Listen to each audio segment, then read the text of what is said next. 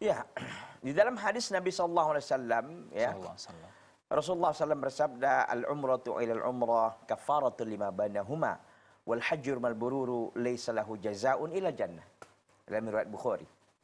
Dikatakan bahwa umrah satu kepada umrah yang lain kafaratun lima bainahuma, itu menjadi bisa penebus dosa di antara keduanya.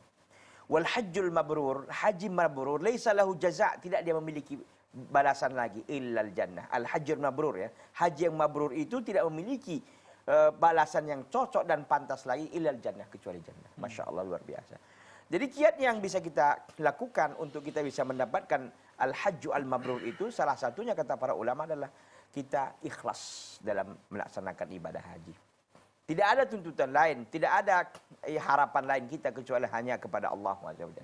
Kita berangkat haji ini bukan karena kita ini sudah banyak duit, lalu ini pantas naik haji, bukan itu. Karena kita mengharapkan semata-mata ridho Allah, mengharapkan ganjaran dari Allah, ya karena ini panggilan Allah kita laksanakan. Tidak ada dorongan lain kecuali hanya Allah SWT. Satu. Yang kedua, ittiba, mengikut Nabi SAW dalam pengertian semua praktek haji kita jalankan sebagaimana dilakukan oleh Nabi SAW yang mengatakan khudhu anni manasikakum, ambillah dariku tentang haji kalian.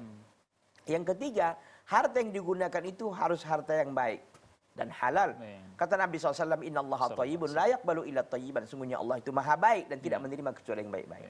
Yang keempat adalah tidak melakukan pelanggaran-pelanggaran, tidak melakukan perbuatan maksiat bid'ah ketika melaksanakan ibadah hajinya. Yang kelima yang bisa dilakukan, dan ini yang terakhir saya kira, adalah mencoba untuk tawadhu, mencoba untuk berakhlak mulia ketika dia melaksanakan ibadah haji itu, sehingga dia bisa memperoleh gelar haji al-mabrur.